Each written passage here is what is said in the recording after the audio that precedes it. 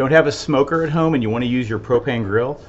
This is where we're headed with a pork butt today. You can get really good, excellent pork butt on a propane grill at home just by employing some of these same methods that we use on a pit smoker.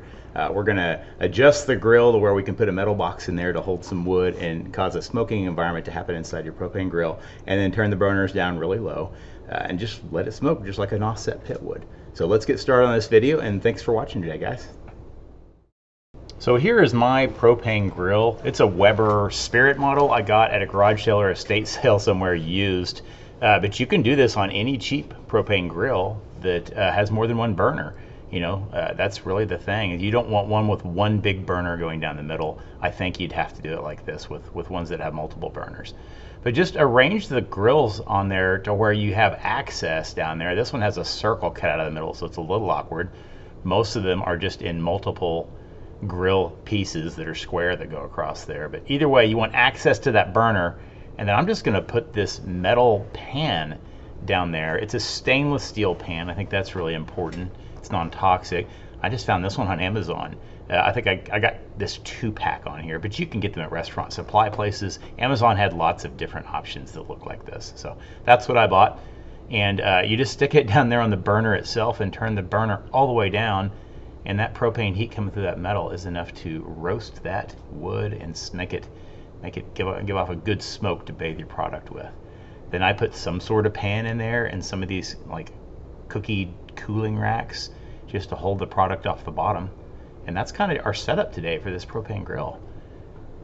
We're doing pork butt this time. I've done brisket in the past, and we're going to do ribs here in a few weeks.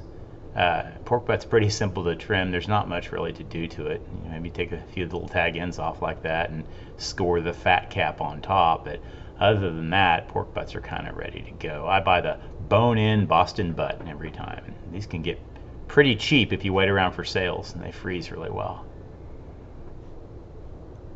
We're going to rub it today with Payne County Bird. I've used it many times in many videos. It is my poultry and pork seasoning. It is made for both. It's my competition seasoning that I sell. I'm just going to kind of smother this whole thing in that Bird.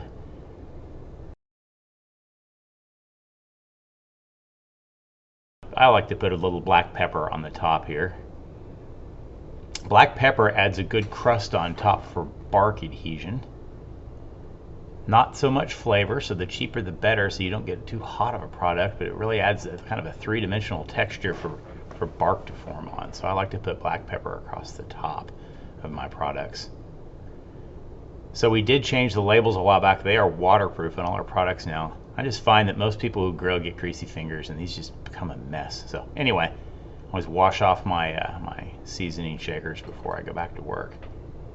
So that propane grill is sitting just above 250 with the burner on all the way on low. You'll just have to adjust yours to try and get anywhere between 225 and 275. It should be fine. And then we're just gonna let this sucker roast.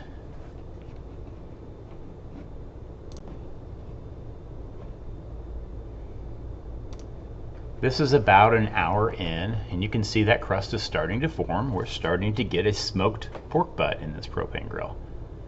And I just add a few pieces of wood every time I think about it, maybe every hour or so.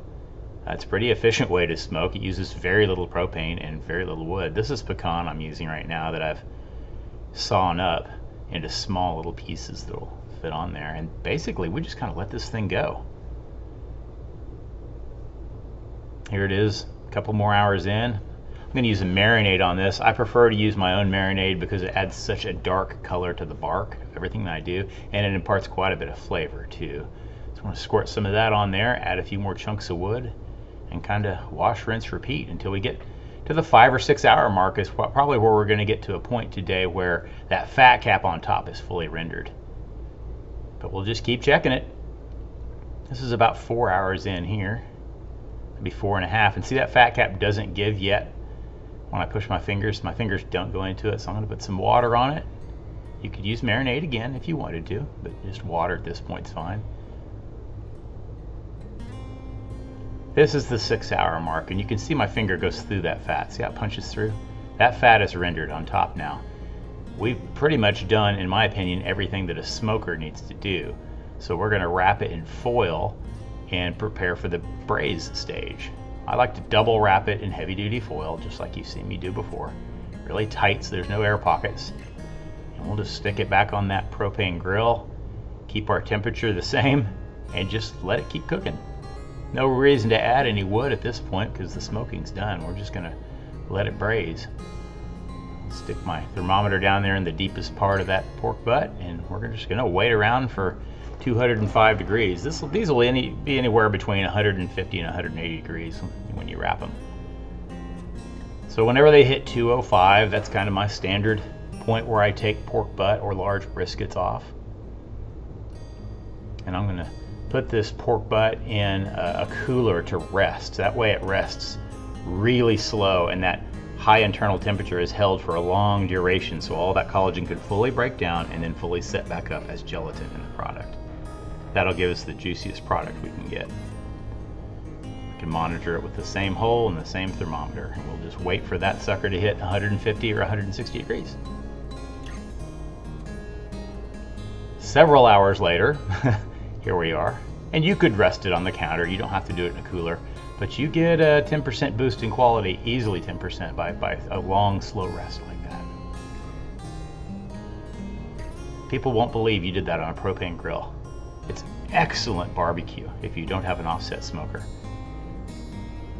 Time to pull it, and I like to pull pork in large chunks. Pulled pork to me needs to be in large pieces like this. It's so tender you can bite through it anyway. It's not like it needs to be really finely shredded. I don't like it when a pulled pork sandwich is shredded so fine that it's kind of a mush. And so I do it in pieces about the size of your finger. Bone just slips right out every time on a pork butt that's done correctly. You can see that bark. See how tender it is. The entire thing is perfect. This is exactly how pulled pork should be, or pork butt should be. And again, I like to leave it in large pieces. Even if you're making a sandwich, you can bite right through those large pieces. They're so soft and very tender. And then I just arrange everything in the pan, kind of go through it and take any parts out that I don't love, any little pieces of residual fat, but most of that fat will have rendered at this point in time and just kind of turned into the juicy part of the meat down in the roast itself. But you can see this is just perfect. This is the way pork should be, in my opinion, on a propane grill or on an offset smoker. It should always come out just like this. This came out really good. Well, I hope you guys try this, and I really appreciate you all watching my videos. I'll see you next time.